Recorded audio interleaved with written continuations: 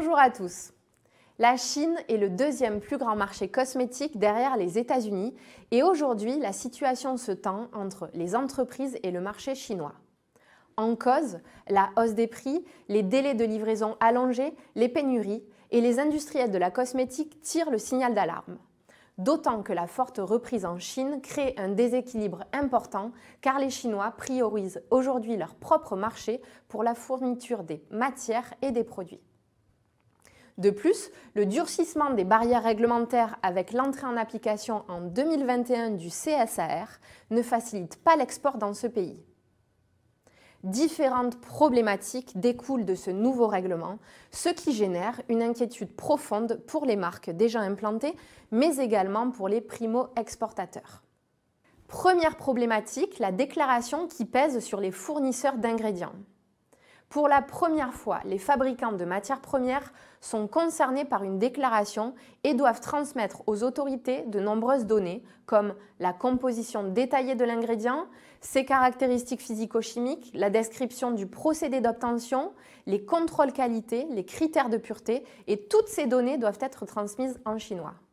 Il peut y avoir là une vraie problématique de secret industriel sans compter la charge de travail que cela représente. Une deuxième problématique relève de la notification du produit fini.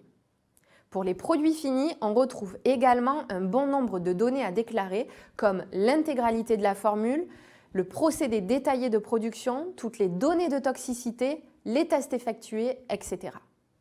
Des données souvent considérées à juste titre comme confidentielles et que nos PME redoutent de transmettre. La troisième problématique résulte d'un changement de responsabilité. À présent, la responsabilité des produits porte sur la personne et non sur l'entreprise, comme c'est le cas en Europe. Ainsi, le représentant légal de l'entreprise et son directeur qualité sont tenus personnellement responsables en cas de problème de sécurité qui résulterait du produit cosmétique. Les numéros de passeport ou carte d'identité de ces personnes sont dorénavant exigés. Alors, est-ce que ce risque est couvert par les assurances ? Pour y répondre, nous avons interrogé notre référent en assurance. La question que vous posez, c'est la responsabilité des dirigeants. Et il existe un contrat aujourd'hui qui est de plus en plus souscrit puisqu'il protège les dirigeants dans l'exécution de leurs fonctions, qu'il s'agisse des dirigeants de droit ou des dirigeants de fait. Et ça s'appelle le contrat responsabilité civile des mandataires sociaux.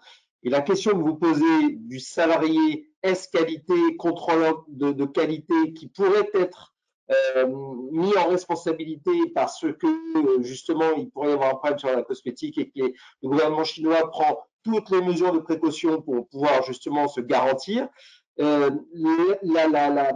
contrats d'assurance prévoient justement cette définition de dirigeant de fait, puisque ce contrat, au départ, a pour plutôt vocation à garantir les présidents de conseil d'administration, les directeurs généraux, les présidents de directoire, etc., actionnaires ou pas de leur entreprise, mais qui sont dans le COMEX. Là, la référence dont vous parlez, c'est un salarié, contrôleur qualité, et de ce fait, c'est le cas de le dire, il est assimilé en tant que dirigeant de fait. Et les contrats RCMS, notamment AXA, puisque Cosmed est partenaire via notre cabinet depuis de longue date avec AXA, prévoient justement cette définition de dirigeant de fait. Dans ce cadre-là, si l'entreprise a souscrit le contrat responsabilité civile des mandataires sociaux, qui n'est pas très onéreux d'ailleurs, hein, c'est vraiment, on est de l'ordre de moins de 2 000 à 3 000 euros, enfin, et ça peut même descendre beaucoup moins selon la taille de l'entreprise. Donc, ce n'est pas quelque chose qui est rédhibitoire en termes de coûts et qui est très utile. La quatrième difficulté se traduit par une augmentation des coûts. Avec le CSAR, les obligations du représentant chinois augmentent en termes de notification, d'enregistrement et de surveillance après commercialisation. Des obligations qui augmentent et qui vont de fait être facturées aux clients, autrement dit, vous, les marques françaises. Les coûts des tests sont également à prendre en compte car certains doivent être réalisés par un laboratoire chinois agréé. Sans compter les coûts de traduction étant donné que tous les documents sont à fournir en chinois.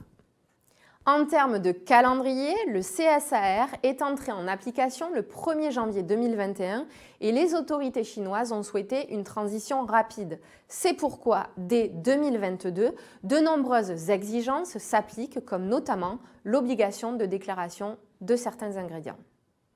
Face à ces difficultés, le cross-border est-il une solution? Oui, étant donné qu'il est non soumis à la nouvelle réglementation. Mais attention, car les plateformes de e-commerce comme Alibaba ou Tmall sont de plus en plus surveillées par les autorités et imposent donc de plus en plus de conditions. Vous pouvez retrouver chez Cosmed un point complet sur la réglementation chinoise à travers Cosmed Veille, que vous connaissez bien, mais également via les carnets réglementaires avec l'édition d'un carnet spécial Chine. À bientôt pour un prochain Cosmed TV.